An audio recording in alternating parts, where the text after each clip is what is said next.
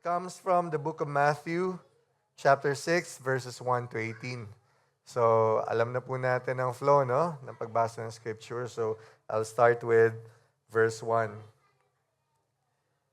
Be careful not to practice your righteousness in front of others to be seen by them. If you do, you will have no reward from heaven, from your Father in heaven. Verse 2.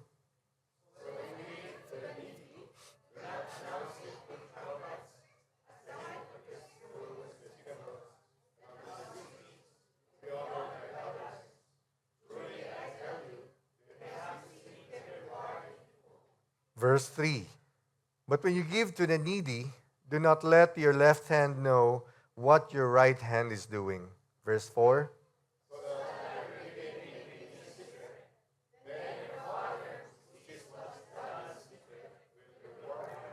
Verse 5. And when you pray, do not be like hypocrites, for they love to pray standing in the synagogues and on the street corners to be seen by others. Truly, I tell you, they have received their reward in full. Verse 6.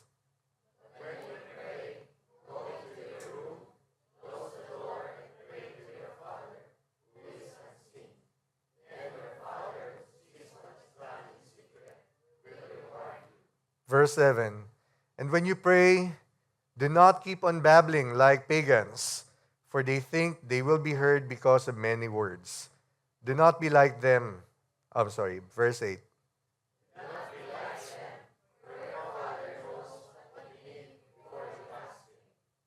Verse 9. This, then, is how you should pray. Our Father in heaven, hallowed be your name.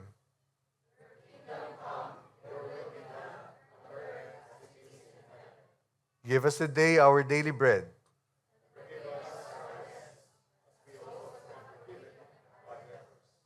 And lead us not into temptation, but deliver us from the evil one. Verse 14.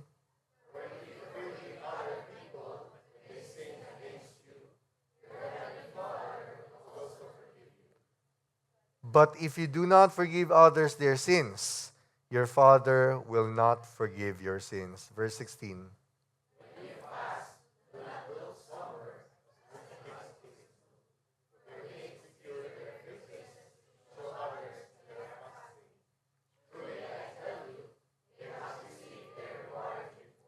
Verse 17.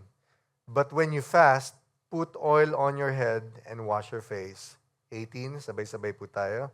So that it will not be obvious to others that you are fasting, but only to your Father who is unseen. And your Father who sees what is done in secret will reward you. To God belongs all the glory. Nakakaupo na po ang lahat. Masyado pong mahaba ang ating scripture ngayong umaga.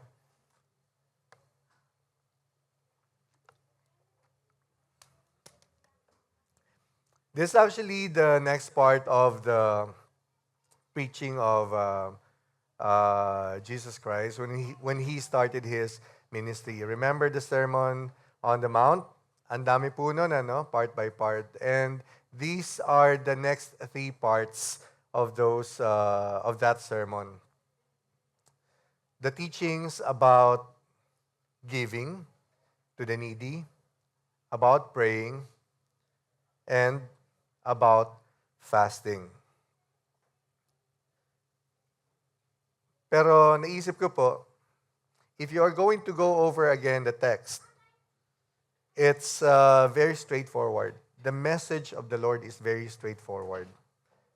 Huwag tayong basta show off lang. Huwag tayong maging pakitang tao lamang kapag tayo nagbibigay sa kapwa, pagka tayo nagdadasal, at pag nagfa-fasting tayo. And so I thought of putting the three teachings together. And I titled it Strengthening the Spirit Through Compassion, Communion, and Consecration. Kasi dapat pag nagbibigay tayo, makita sa atin yung compassion talaga eh. Yung sincerity ng pagbibigay natin. And when we are praying, dapat devotional. Remember that praying is our way to reach, to connect to the Lord. Di ba? We have to always find the time to commune with the Father. And of course, consecration. Kasi pag sinabi po nating fasting, hindi lang basta yan yung hindi ka kakain, hindi ka inom. Pero tingnan po natin yung spiritual sense nung pagfa-fast. Okay? And so, the three teachings of Jesus Christ on giving, praying, and fasting all together po in one sermon for today.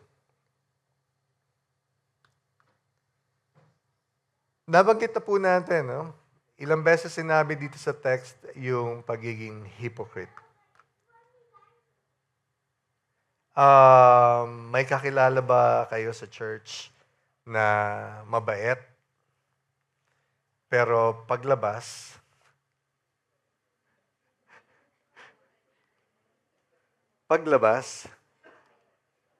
may sungay pala.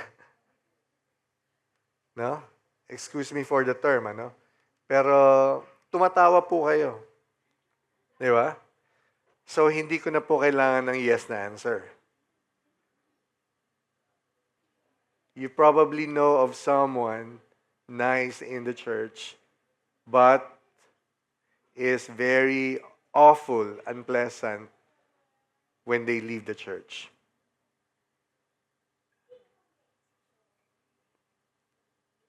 According to my readings po, in one survey, did you know that this is one reason why some people do not want to go to church?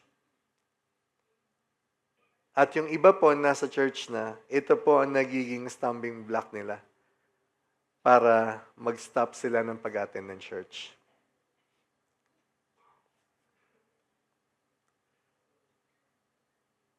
Palagay nung iba, they will make a very good impression of themselves in the society when they attend church. Do we feel the same? Do you think that going to church makes us look good to the community?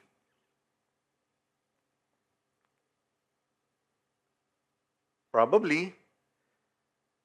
But people who knows us well,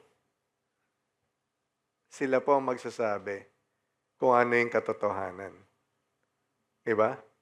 Baka mamaya, pakita lang to. Tama po ba? Who among us here are hypocrites? Let's do a show of hands.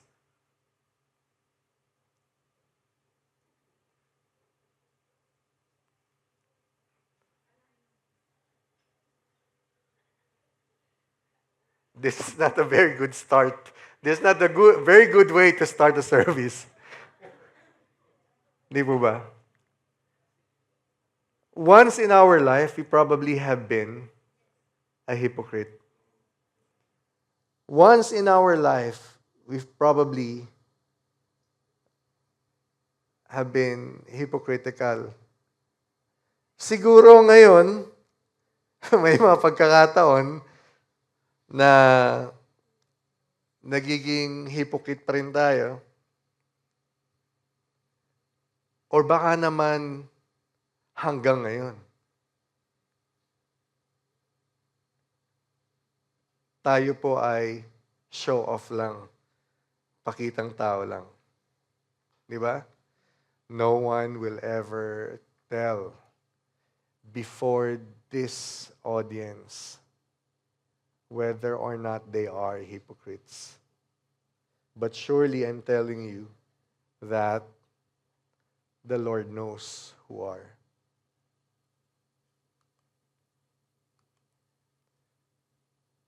Jesus says in Mark 7, verse 6, Isaiah was right when he prophesied about you hypocrites, as it is written, these people honor me with their lips, but their hearts are far from me.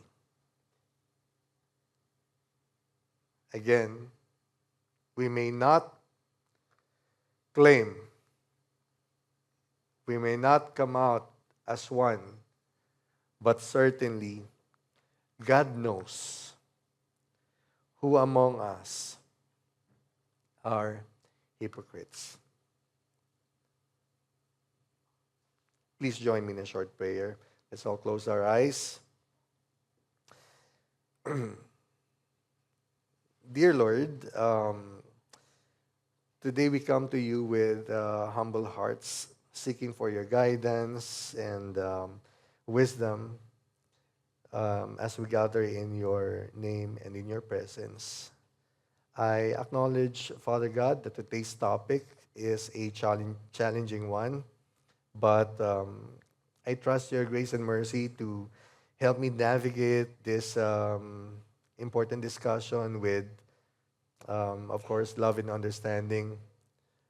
I pray that you grant all of us, everyone who are here today, with the strength and the strength to examine our own hearts and our actions so that we may try to live with sincerity in accordance with your teachings, O Lord.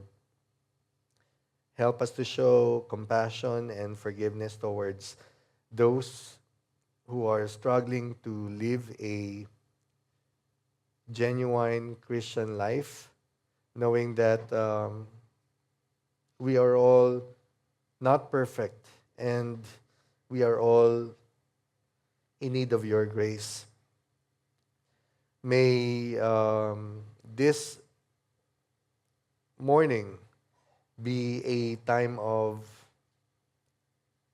reflection and growth and oneness as we seek to build a community of sincere faith and love for each other. We thank you, Father God, for your presence in our midst, guiding our thoughts, our words, and our actions as we come today in fellowship. This we all ask and pray in Jesus' name. Amen.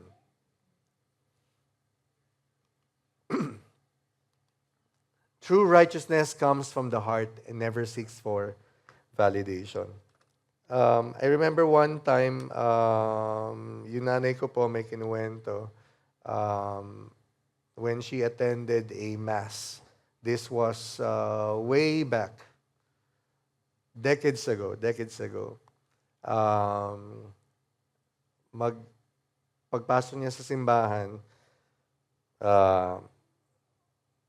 upo ata siya sa may first three rows. Tapos, she was already kneeling and she was about to start to pray. Tapos, tinapik siya nung isang kababaihan doon. Tapos, pinapalipat siya kasi the seats are taken. Wala naman daw nakaupo. Pero the seats are taken. Ibig sabihin, reserved na para dun sa mga workers. Okay?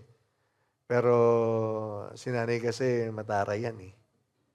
Pero sabi niya, mano man lang patapusin ako magdasal, di ba?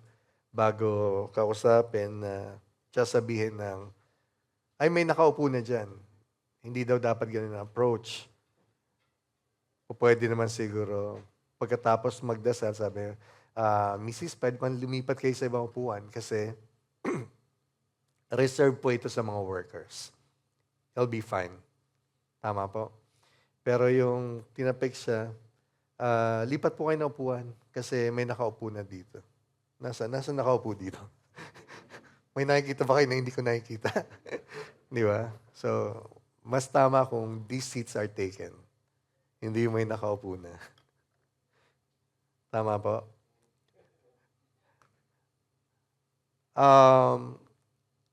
Pagdating ng election, marami pong nag-aabot ng tulong. But, of course, as expected, ayan na mga posters, may nakalagay dyan lagi. Iba nga pinapalitan pa eh. Galing from NGOs. I remember nung may mga issue nung pandemic, galing sa mga NGOs pero nire-repack nila yung ration tapos nilalagyan ng sticker. Nilalagyan ng sticker para aware yung mga taong kanino nang galing yung tulong.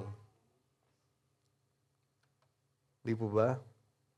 May mga ganon, lalo na pagka-election. So, every time na tayo ay magbibigay, dapat we have to always think of our motivation to give. Ano ba yung intention natin? In our verse, according to the first verse, no? Sabi doon, be careful not to practice your righteousness in front of others to be seen by them. If you do, you will have no reward from the Father in heaven. Not to practice your righteousness in front of others to be seen by them.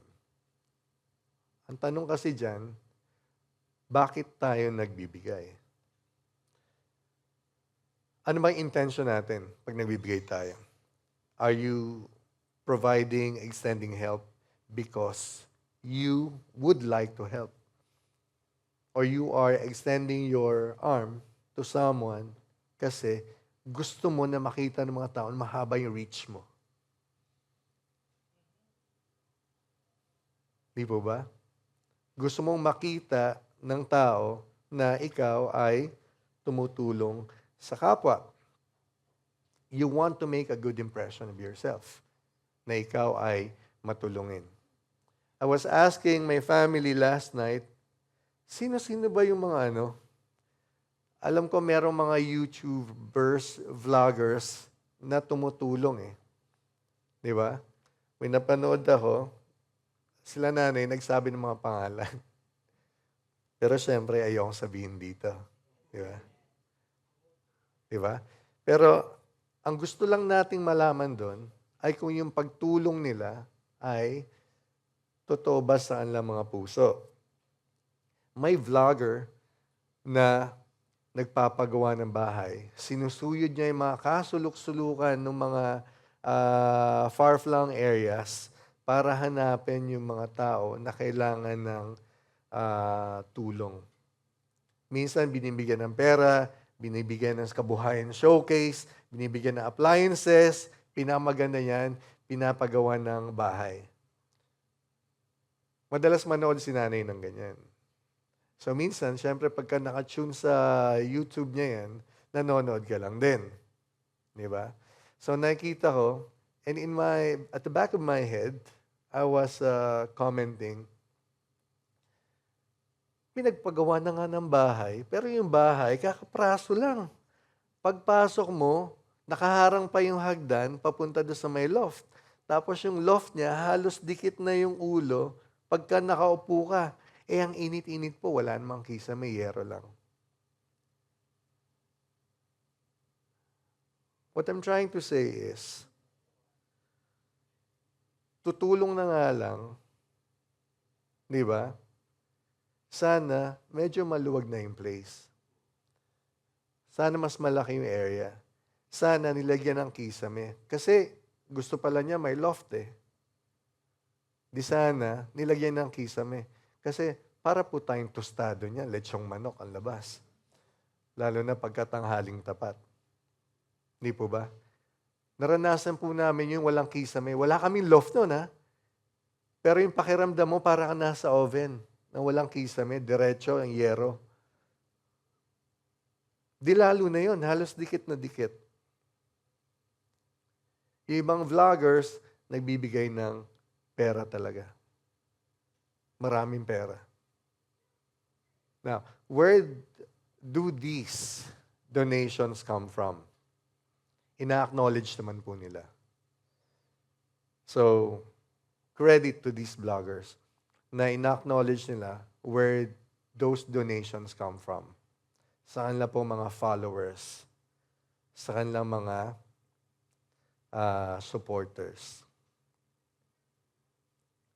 The more people see them provide assistance to others, what is its effect to the following. Siyempre, maraming views. Tayong mga tao, nadadala tayo sa ganyan eh. Mababaw ang ating mga, di ba? Mga puso eh. Very natural sa atin yung nakikisimpatya. So nadadal tayo sa mga panonood ng ganyan. Tendencies for others to subscribe, click and subscribe dun sa channel at mag-extend din ng kanilang tulong. Good for them. Credits to them. Kasi nagbibigay sila ng tulong. For the donors, to the vloggers, maganda magbigay rin ng tulong. Kasi minsan naisip natin, if there's only a little that we can give as an assistance to someone, parang halos insignificant naman. And so, probably others are thinking na i-channel through these media, para nga naman pagka naipon, then through them, mas malaki mapoprovide na tulong. Diba? Naging collective kasi yung effort. But, of course, sa likod po nun, what others probably don't realize is, syempre yung donations na yun, naiipon, pero hindi natin sure kung lahat yon napupunta dun sa mga nakikita natin na tinutulungan. Di po ba? I'm not saying na lahat po sila ay ganoon. But I'm letting you think at i-assess nyo po yung mga ganong channels kung lahat nga sila ay may puso para totoong tumulong sa kapwa nila. Meron dito nagsimula ng kanilang mga YouTube channel. Hindi ko po sinasabi na ganon ang mga vloggers. Pero, yun po ay question sa akin. At sinishare ko po sa inyo. Para kayo, pwede nyo ring i-analyze yung aking observation. Okay? Ano ba yung motivation nila sa pagtulong? Ano yung motivation natin? This is a general question. To show our acts of kindness with others. Sa church lang, ang dami na kailangan ng tulong.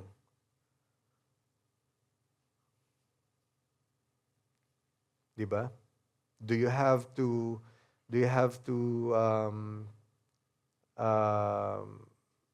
brag about you helping someone within the church? Dapat ba naka-broadcast lagi? Dapat ba may press release lagi? Like what politicians do? Diba? Ano po ang ating motivation? Does helping others give us joy? Or it makes us expect of something to come back to us? Baka may good karma. Diba? Baka may inaantay tayong good karma na babalik sa atin. When we are sharing stories of helping the needy, what motivates us to do it? Ay, ako may mga scholars ako sa Pilipinas. Hindi nyo na itatanong. 4 na ang nakagraduate sa aking mga scholar. Di po ba? Tuwing Christmas, nagpapadala ako sa Home for the Aged. Do you share these stories? Do you tell these stories to others so that it will open an opportunity for them also to extend help? O sinasabi mo, Again, para makilala ka nila na matulungin. Are we prioritizing dignity, honesty, and pure intentions in every act of kindness?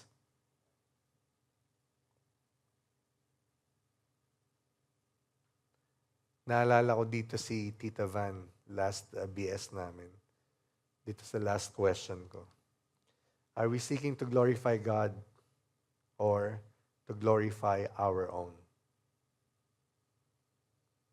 Sa pagtulong ba natin, iniisip natin yung ginagaya ba natin yung model na si Jesus Christ sa kanyang pagtulong?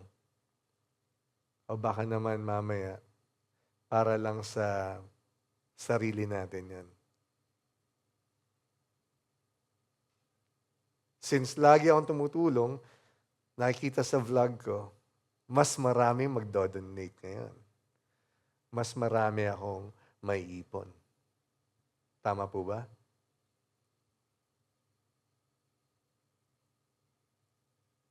Mas maraming tumutulong, mas marami akong tinutulong, mas maraming nakakita na tao, mas mabango ang pangalan ko.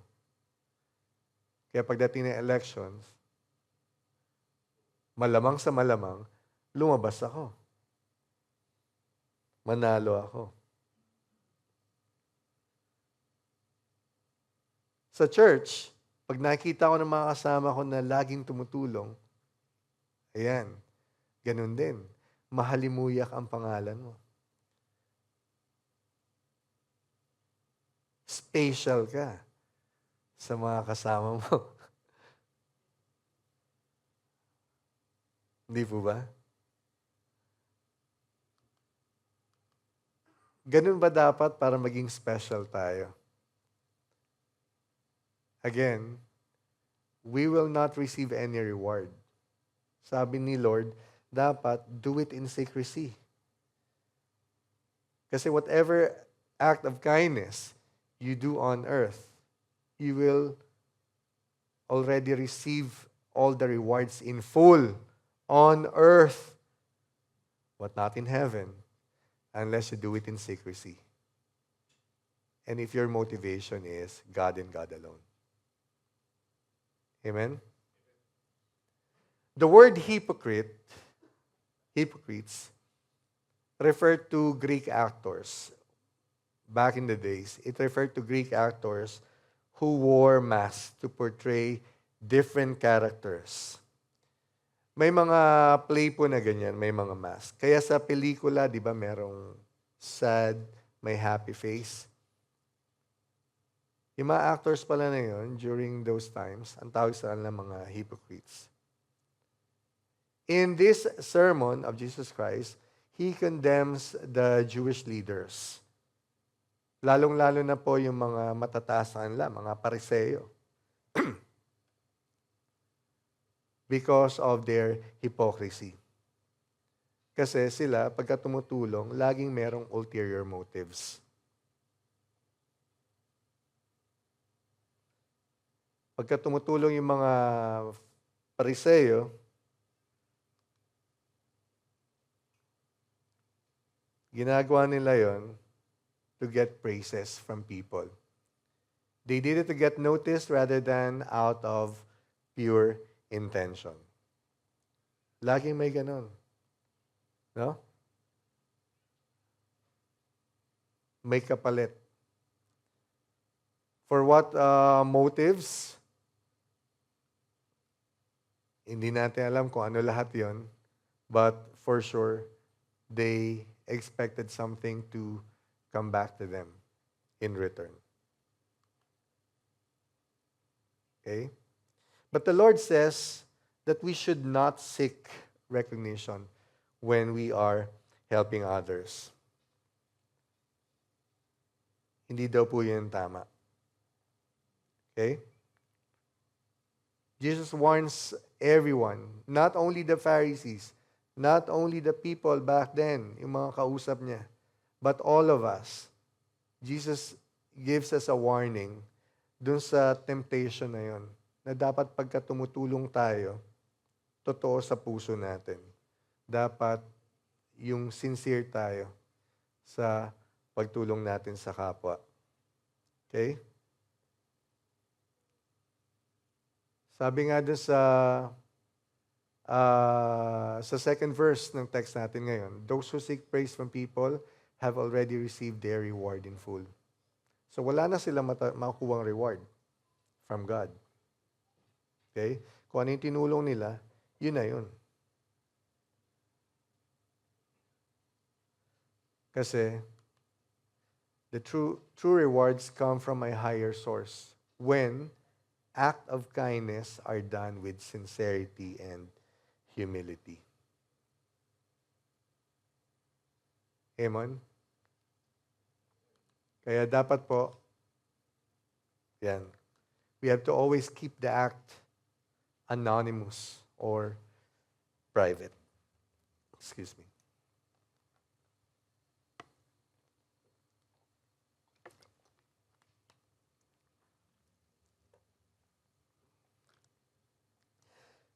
Providing assistance or support to others without revealing one's identity, or seeking recognition for the act of generosity, is rather a selfless and humble way of helping those in need without expecting anything in return. Ganun po ang pagtulong in secrecy. Yung anonymous lang. Hindi alam ng iba, hindi aware yung iba, na kaya pala nakatapos na nakapag-enroll ng last semester niya yung anak nung kasama mo, ay dahil nakapag-extend ka ng tulong without you telling it to the others. Hindi alam nung iba na kaya nakalabas na sa hospital yung kanyang nanay ay dahil merong isang kasama sa church na nagbigay ng tulong pinansyal. Hindi po ba? Hindi alam nung iba na kaya nakasurvive during the pandemic kahit na hindi nakakalabas ng building ay dahil may nagbibigay ng ayuda. Di po ba? Pero marami pong hindi nakakaalam na merong mga taong gumagawa nun in secret. Nakakatuwa po na malaman. Mas nagbibigay po ng joy yun sa puso ng Panginoon pagka alam niya na ginagawa nung tao na yon ang pagtulong kasi bukal sa kanyang kalooban. Tsaka importante din po yun na may anonymity.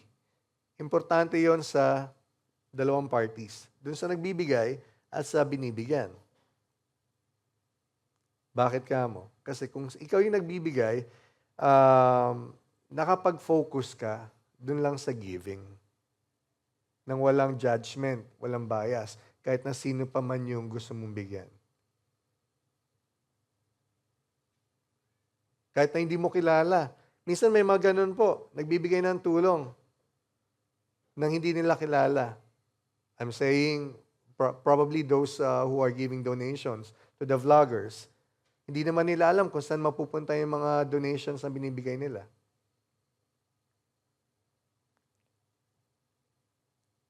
So, nawawala yung judgment. Ang focus lang nila ay yung tumulong. Ang focus lang nila sa pagtulong nila ay basta makapag-offer sila ng ayuda, makapag-offer sila ng support.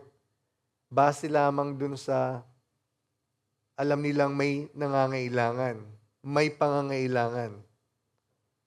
Di po ba? Ganun din naman, maganda yung may anonymity para dun sa taong tinutulungan. Okay? It's selfless and humble way of helping. Para dun sa mga tinutulungan, it can create a sense of safety and security, encouraging individuals to seek help without the fear of being judged or stigmatized.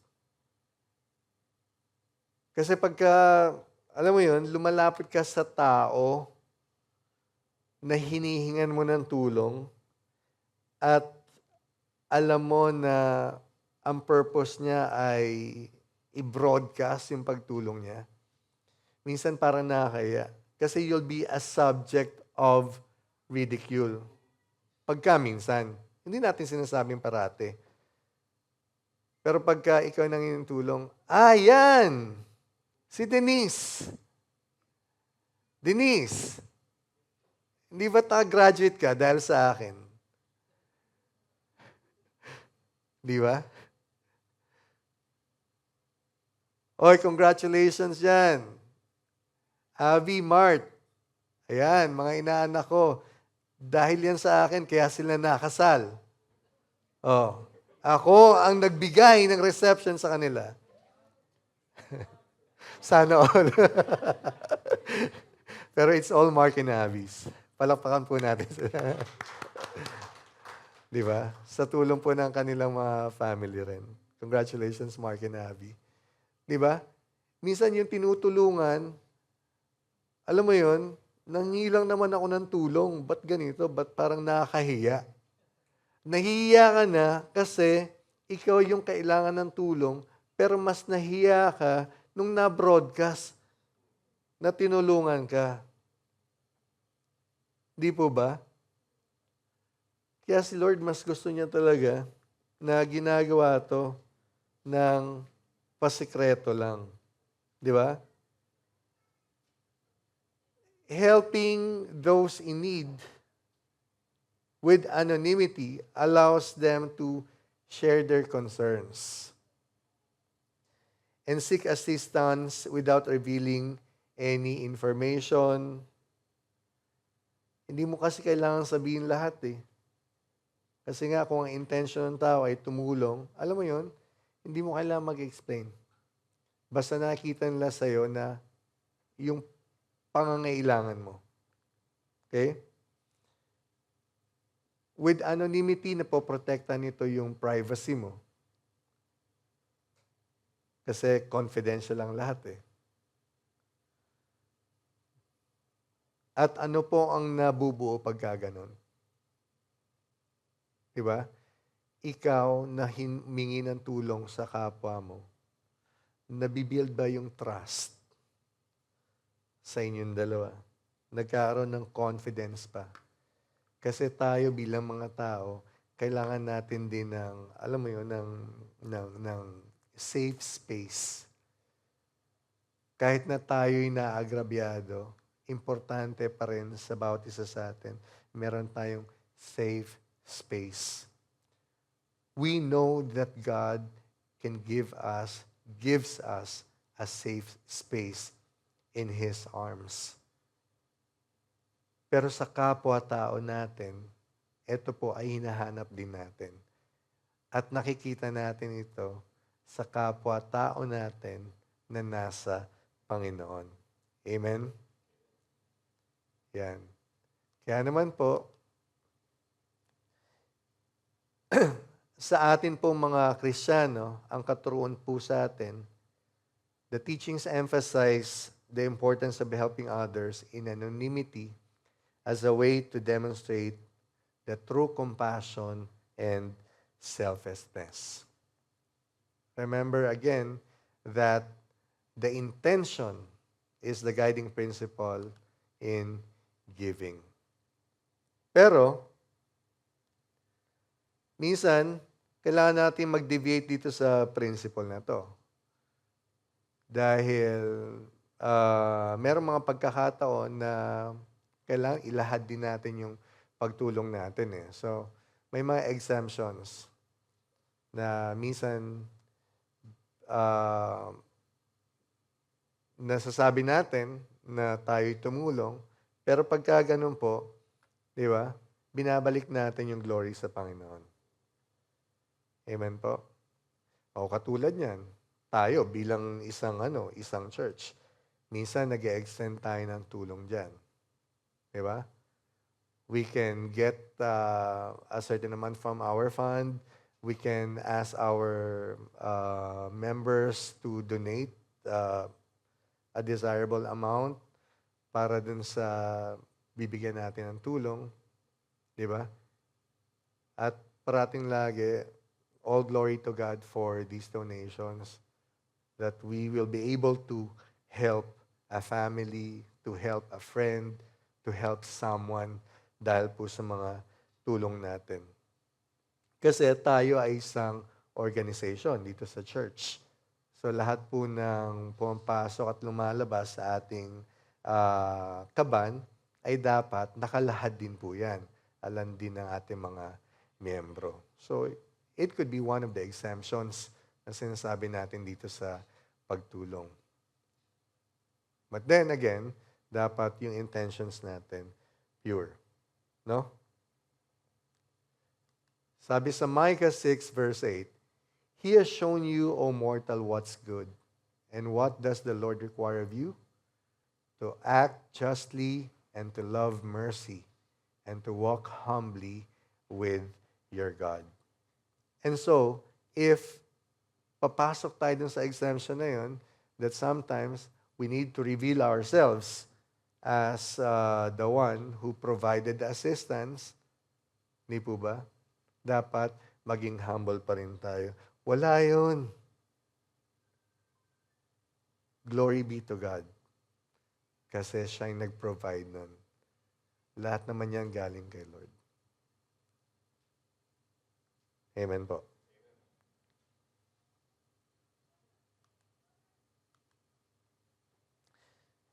So when you give to the needy, do not announce it with trumpets, as the hypocrites do in the synagogues and on the streets, to be honored by others.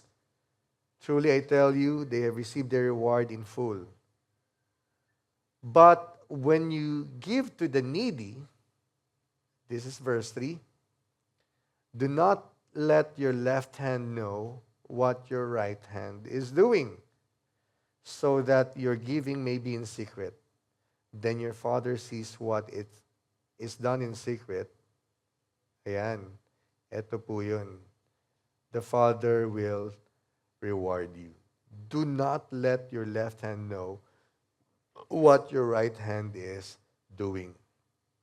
Here, si Jesus po would like to tell us na kung ano dapat ang kondisyon ng puso meron tayo pag tayo ay nagbibigay. Do not let your left hand know what your right hand is doing is a proverbial and hyperbolical phrase. Remember si Jesus during his sermon, ang dami, and in the other parts of the Bible, lagi po siyang gumagamit ng mga hyperbole. No? Expressing the secrecy of the action, what the condition of our hearts should be when we give. Hindi ibig sabihin yan na kung ano yung ginagawa nung kaliwa, itatago mo sa kanan. No? Symbolically, when you are extending some help here, don't let the other hand, wave to people that I'm helping.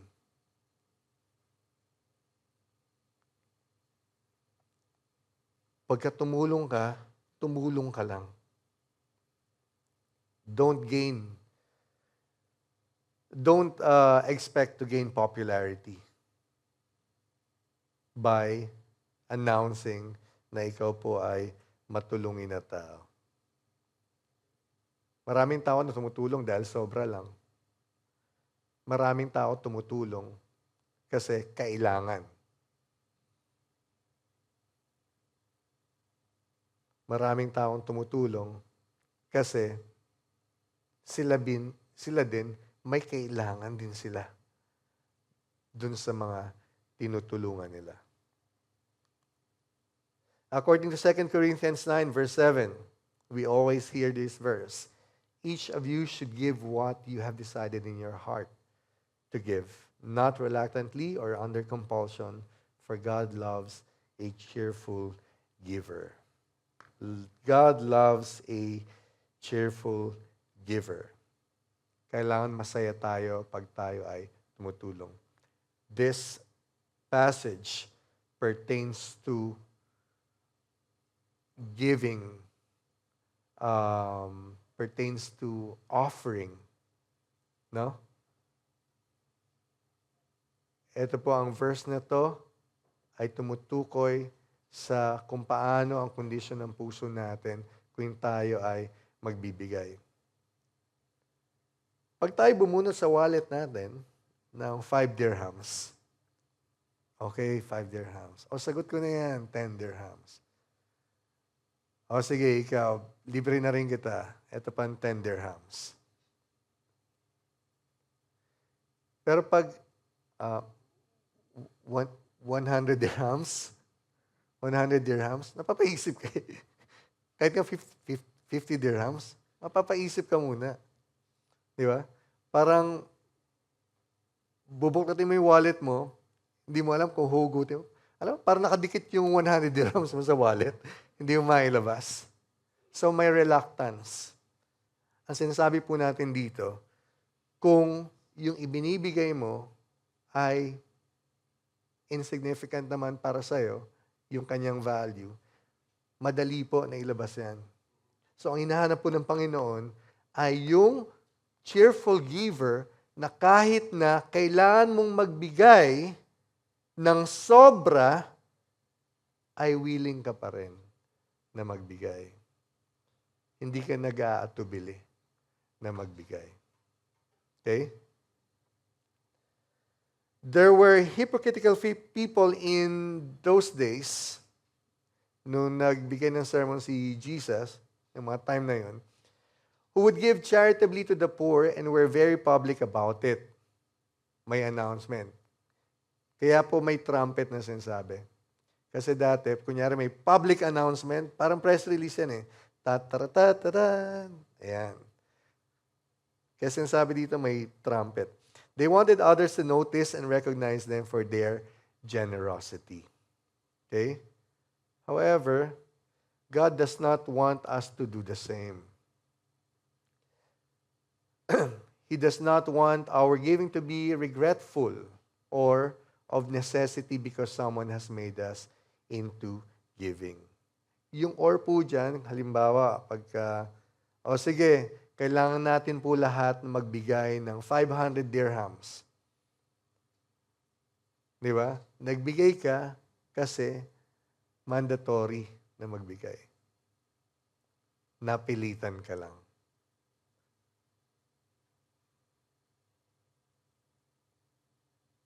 This is what our prayer should be, no? Na maintindihan natin kung anong sinasabi dito sa giving na ito. Okay? Giving, but you are being regretful, ang dami mo palang complain. Nagbigay ka, pero ang dami mong complain. Kasi naman eh. Ito na. Next time, di na ako pupunta dyan. Dami palang mga contribution. Pakialam ko ba kung wala nang makain yun? Di ba? Nagbigay ka pero ang dami mong complain. Di ba? Yun naman yung being regretful sa pagbibigay.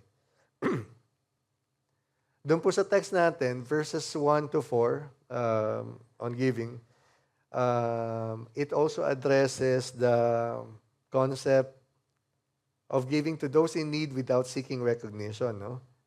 And praises. Anong tinuturo sa atin nun? Yung act of kindness. Yan nga. It should be done quietly. Pero dapat lagi, bukod sa quiet ka na, may compassion pa. Kasi minsan naman, quiet ka nga. Anonymous naman yung pagbibigay mo. Pero masama rin pala sa loob mo. Di ba? Kasi nakita mo, na nag-50-50 na, kaya kahit mo ayaw mo magbigay, di ba? Nagbigay ka. Parang hindi rin naman pala maganda yon, sabi ni Lord. Dapat may compassion talaga. Nakita mo nag-50-50, aside from the urgency to provide help to the family, di ba? You also care so much for the life na masisave kapag ka po ikaw ay nagbigay ng tulong. Amen po? Yan. Dapat yun na nating laging focus. Hindi laging for show lang. Di ba? By helping others in anonymity, Christians can follow the example of Jesus Christ, who taught humility and service to others as core principles of Christian faith. The core principles of Christian faith. Hebrews 13:16 says, "Do not forget to do good and to share with others, for with such sacrifices God is pleased." Amen? So, let it now be known to all na ganun pala. If we haven't had realized it before, ganun pala po ang essence ng totoong pagbibigay. Brother Jan, mamaya isa naman dyan. Magbigay ng may kagalakan, magbigay ng mula sa puso, magbigay. Amen.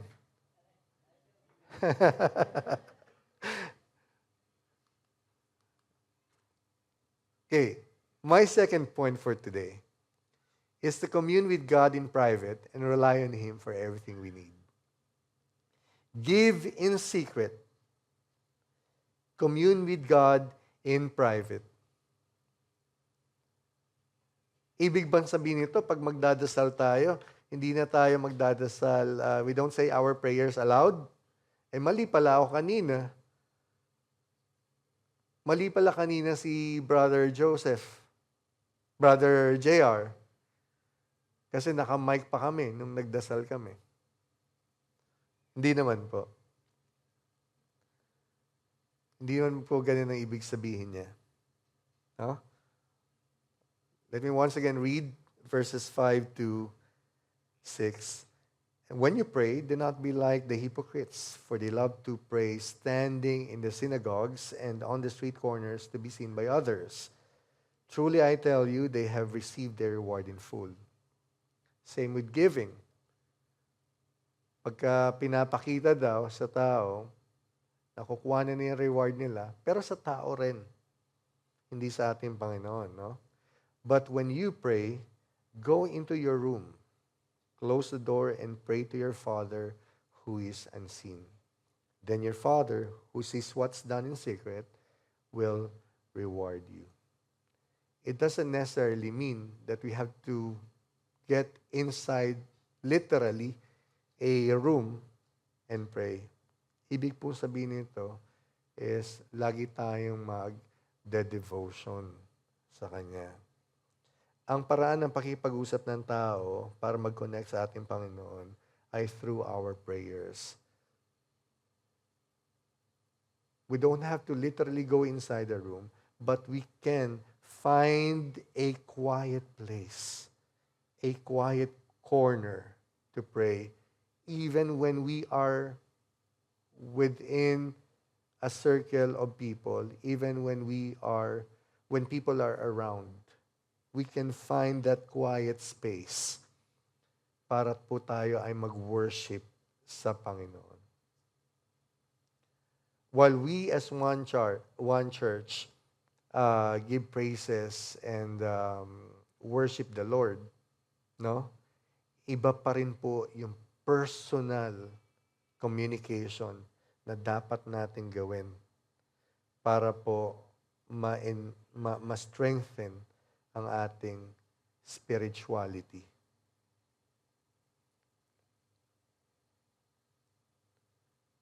In the next sermon of Jesus, the teaching about praying,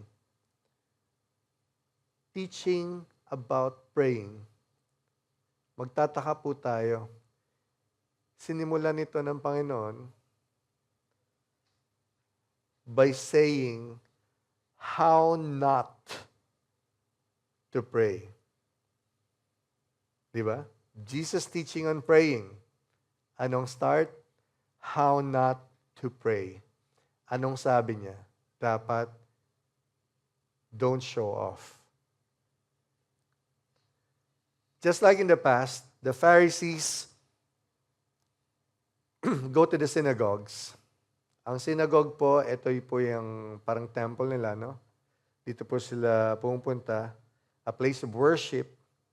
They gather with the others to pray. Doon po nila ginagawa lahat. Jesus spoke against those who prayed loudly, just so they could be seen and praised by others. He referred to those people as hypocrites. Dahil sa pagdadasal nila ng malakas. Nowadays, there's no more synagogue. Meron tayo pong mga churches like this hall that we use as a worship hall. We pray aloud in this church. But that's not the loud praying that Jesus meant when He said that dapat hindi loud yung ating pagpe-pray. Meron ba kayong mga kilala na laging nasa church?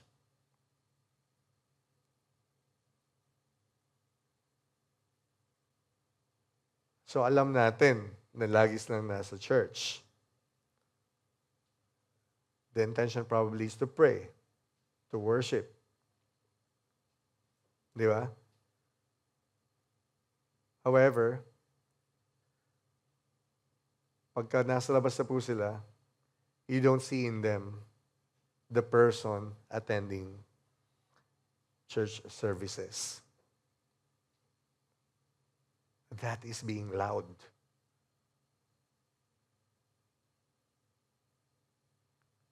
That's one, being loud. Gusto mo lang ipakita na lagi kang present.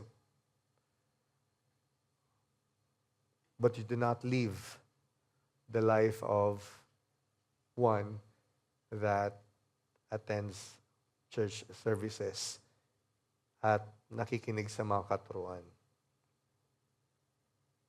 Okay?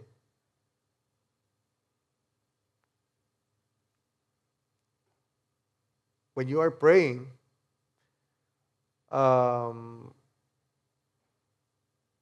do not keep on babbling. The Lord says, no? Do not keep on babbling like pagans, for they think they will be heard because of their many words. So, ibig sabihin, again, how not to pray? Sabi ni Jesus, don't use a lot of meaningless words. Church, even before us, even before we open our mouth, even without opening our mouth, alam na po ng Panginoon kung ano yung gusto natin, kung anong intentions natin, kung ano ang ating wishes, kung ano ang gusto natin mangyari. Alam na po ng Panginoon yan. Gentiles back in the days would say long prayers at may mga paulit-ulit dito, repeated phrase, repeated God's names, kasi they're hoping to attract the attention. Yun lang yun. They're hoping to attract attention. How not to pray is to not do the same thing.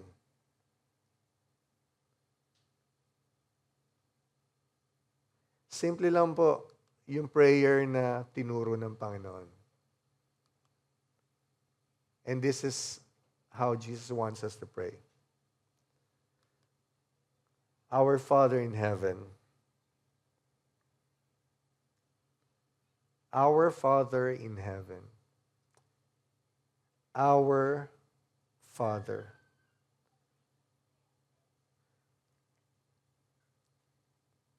We call on the holy name. Father in heaven. We recognize His being divine. Amen?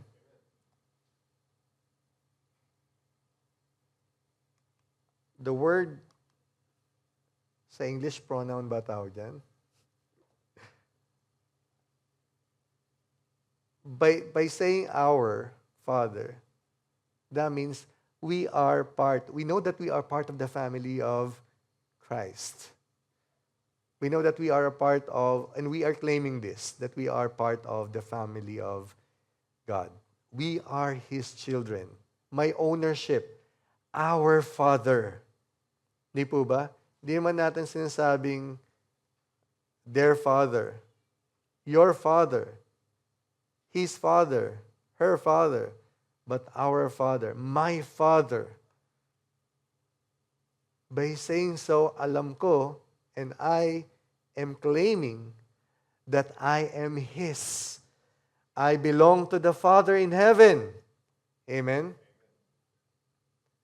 And I recognize His divine being.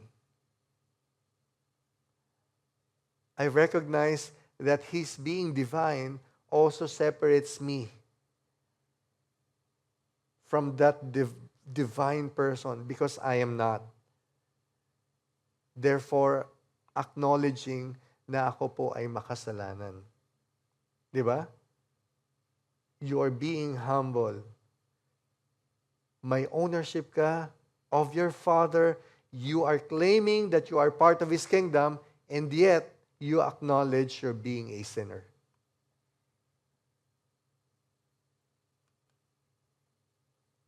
Psalm 103, verse 4, 100, verses 3 to 4. Know that the Lord is God. It is He who made us, and we are His. We are His people, the sheep of His pasture. Enter His gates with thanksgiving and His courts with praise. Give thanks to Him and praise His name. There is separation because God the Father is holy and we are not. Therefore, dapat lagi, our prayers should focus on praising and glorifying God rather than simply making any request and any petition. Pag nagdadasal daw po tayo, hindi lang lagi tayo naghihiling. Kasama po sa prayer natin, yung pagbalik ng papuri sa Panginoon. That's why in everything that happens in our life, no, dapat tayo po ay nagpupuri sa Kanya. Good or bad? Good or bad? Dapat lagi natin siyang binibigyan ng papuri. Your kingdom come, your will be done on earth as it is in heaven. Our prayer should be, Father God, let your will replace mine. I know that I have plans for myself, but always your will be done. Conquer my thoughts with your plans. It should be a reminder that when we come to God with our own list of requests, si God din po ay may plan. At ang plan po niya para sa atin ay mas maganda. Kasi lahat ng naisip natin, mas madalas superficial lang yan. Mas maganda, mas sustaining, mas nakakapuri sa Panginoon ang lahat ng plano niya para sa atin. Amen po?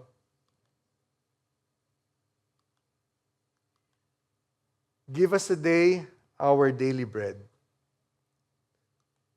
Lord, feed me with your holy word.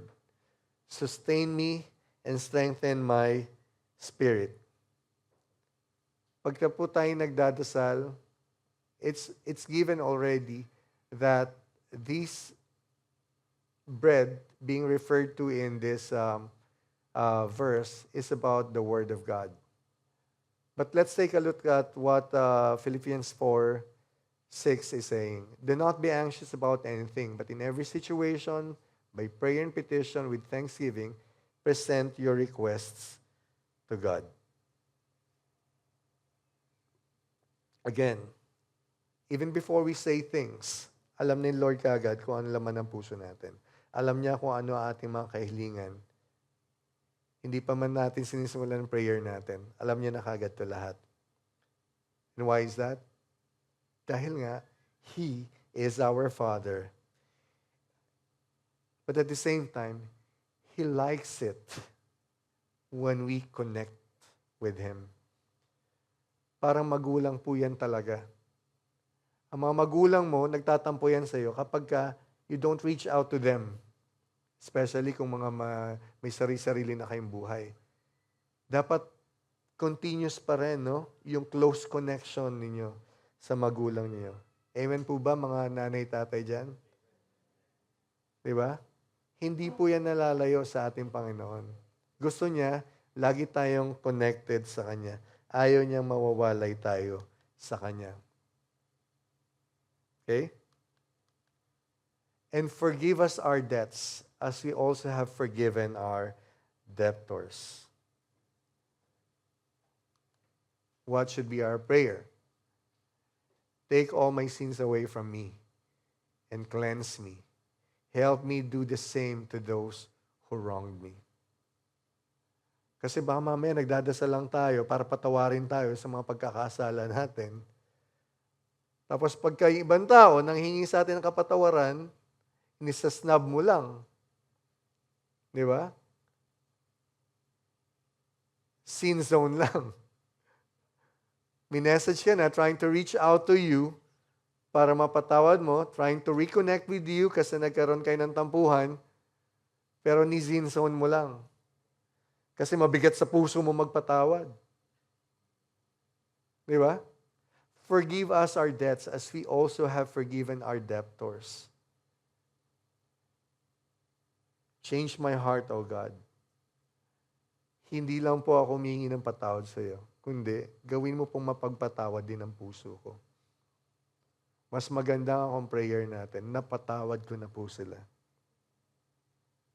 Amen? Psalm 51 verses 1 to 2.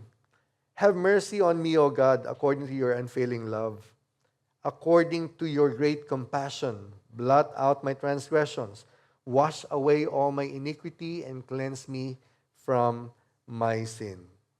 Just like David, ito pong verse na to, when he called on God to have mercy, no? Let's also call on God to have mercy on us. Let us recognize our sins, our wrongdoings, because we need purification for this iniquity. At mahugasan po tayo sa ating mga kasalanan.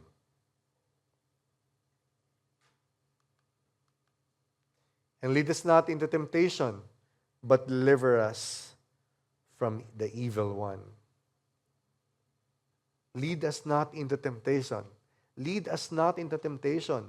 How is this going to be possible? Paano tayo hindi mahuhulog sa mga trap ng temptation na yan? Dapat hanapin natin po dyan yung protection ng ating Panginoon. Hold me tight and keep me close to you. And pray that we should be able to allow to discern the work of the devil. We have to always pray for the protection. Protect us from any harm, not only that, but protect our hearts. No? Kasi po, ang kasalanan, lumalabas po yan kung ano ang laman ng ating mga puso. So dapat, always fill your heart with only the Holy Spirit. For if you forgive other people when they sin against you, your heavenly Father will also forgive you. But if you do not forgive others their sins, your Father will not forgive your sins. Sa madaling salita po, when we forgive others, we are more likely to receive forgiveness ourselves from God the Father. Okay?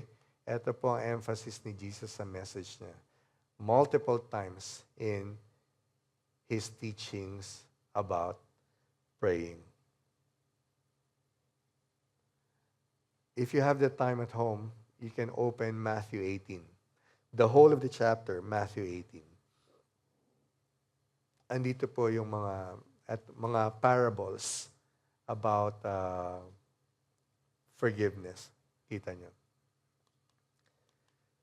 The last one of today's point is that fasting is fellowship with God. Medyo maikli na lang po ito. No? Kung susundan po natin yung teachings no? From giving to praying, tapos sinundan po niya ng fasting. No? Bakit? Kasi may connection ito dun sa dalawa. Sa giving at sa praying.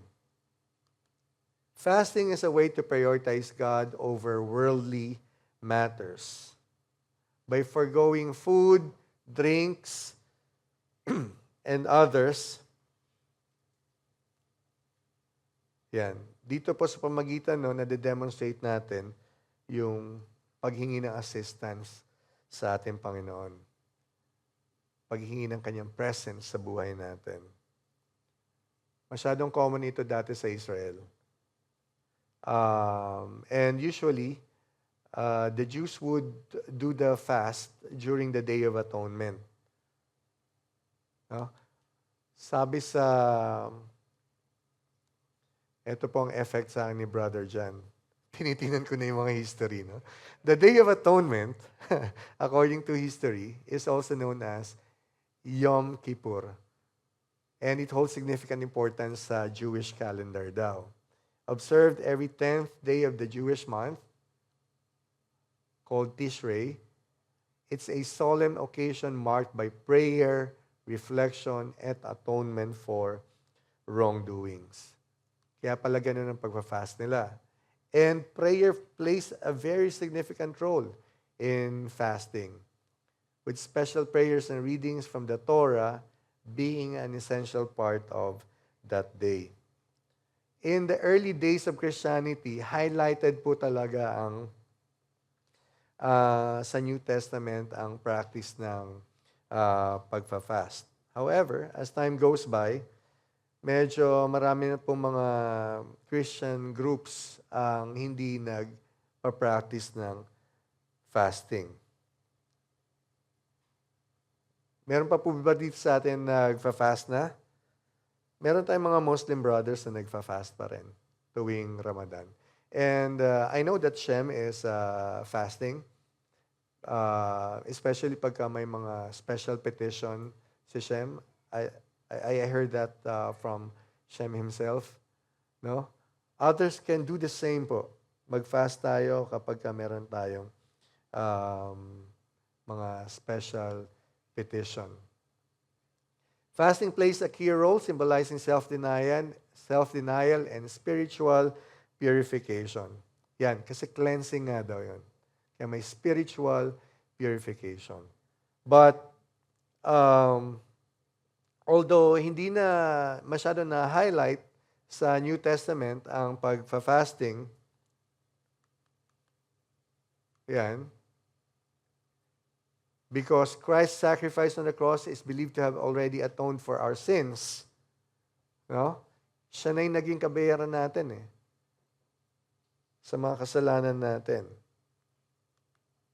Pero, as followers of Jesus Christ, we are still expected to fast. Let us read Matthew 9, verse 15. Jesus answered, "How can the guests of the bridegroom mourn while he is with them? The time will come when the bridegroom will be taken from them, then they will fast." Speaking to the disciples. Sino po yung bridegroom na kakilala natin? Di ba? So it indicates the importance of fasting for the believers. Pero, siguro, fasting nowadays in the more modern age is no longer the kind of fast that we know of. Kasi pwede tayong mag-fast lang in other worldly things. Not necessarily sa pagkain. Okay? Maraming bagay tayo hindi fast. Sex is one. Tawag ng laman. Di po ba? Pwede tayong mag-fast sa ating pagka-addictus benedictus sa Korean novelas, mga K-pop na ganyan. Pwede tayong mag-fast sa ating pagkaluho, sa mga damit, sa mga sapatos. Di po ba? Pwede tayong mag-fast sa maraming bagay. Okay? When you fast, do not look somber as the hypocrites do. For they disfigured their faces to show others they are fasting. Truly I tell you, they have received their reward in full. When I studied the text po and looked into the history, ang ginagawa pala kasi nila dati, using dirt and ashes, naglalagay pa sila ng kung ano-ano sa mukha. Just for them to look, say, miserable, talagang gutom na gutom, puyat na puyat na. Ganun pala ginagawa ng mga Pariseo dati. Kaya sabi ni Lord, di ba mga ipokrito itong mga to, alam naman namin kung bakit ganun sila. Di ba? And usually, they would practice fasting during the days of Mondays and Thursday. And their excuse was, kasi eto yung mga activities na naging busy si Moses. So, nigagaya lang namin. But, ang katotohanan po niyan, sa synagogue po, mas maraming tao during Mondays and Thursdays. Kaya dun sila, naka-display ng mukha sila talagang puyat na puyat, pagod na pagod, gutom na gutom. Para maging evident ba by the looks na sila talaga ay nagfa-fasting. Kundi man talaga itong mga ipokrito, no?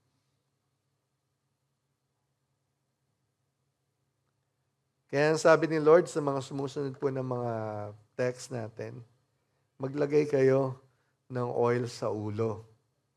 Di po ba? At maghilamos kayo.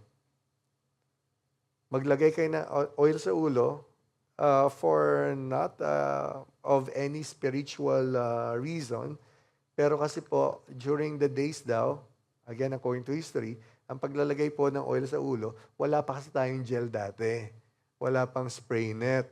Wala, wala pa tayong mga ibang mga hair products. For hygienic at saka for to freshen up, maghilamos kayo. Kahit na kayo nagfa-fast, hindi naman kailangan na mukha kayong nagfa-fast. Di ba? Hindi kailangan mukhang gutom na gutom kayo. Maghilamos kayo, mag-ayos pa rin kayo. Kasi sila, yung mga torn nila ng mga damit, yung pa sinusuot nila. Magdamit ka na maayos. Huwag kang magpakita na, alam mo yun, ay, nagpa-fasting siya. Di ba? So, maglagay ka ng oil sa ulo, ibig sabihin, ayusin mo yung hair mo pa rin. Di ba? Maghilamos ka. Yun po ang ibig sabihin dyan ng Panginoon. Kaya masyado nang kinikriticize ni Lord itong mga leaders na to for the misuse of fasting. Intentionally, yun po ang kanilang ginagawa. Yan. Just to get attention from people. Again, people in the synagogue. Bakit kamo? During the Mondays and Thursdays. Kasi yun po pala, those are the big market days during those time. Ito po kasing mga temple na to ay at the same time, business places. Mga trading po nila, marami rin po nagtitinda dyan. Di ba? If you remember, one time si Jesus Christ nagalit kasi nga ginawa ng palengke yung temple. Di po ba? So maraming tao. If you will remember, yung pinagaling na paralyzed man. Di ba? Nandun sa temple. Kasi parang trade day yan, market day din yan, maraming tao. Kung saan maraming tao, dun talaga sila nakadisplay. Kita mo nga naman ang ulterior motives. Very evident. Ang kanilang ulterior motives. So, tayo po sa panahon ngayon, although hindi na tayo nagfa-fasting, the way they fast, no? We don't fast the way our Muslim brothers do. pwede pa rin po tayo mag-fast. And when we are fasting, when we are praying, when we are giving, the Lord says that we do it in secrecy. Hindi mo kailangan maging obvious para lang makita ng ibang tao. Ang magmamatter po kung ano yung nakikita sa atin ng Panginoon. And so, always remember that when people show off their generosity, prayed loudly to impress others, or brag about their fasting, it is all just a public display to gain approval from public. Hindi po natin kailangan ng approval na manggagaling sa tao. Instead, ang kailangan po natin makita ay yung approval ng ating Panginoon. By seeking validation from people, they miss out on any reward from God.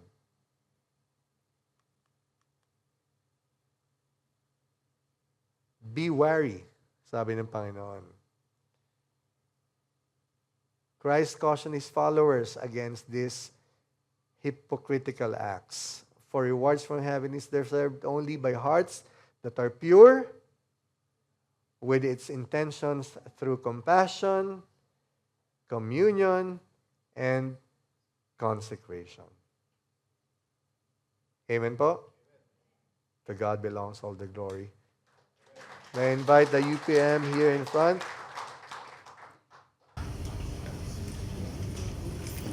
Let us all stand po.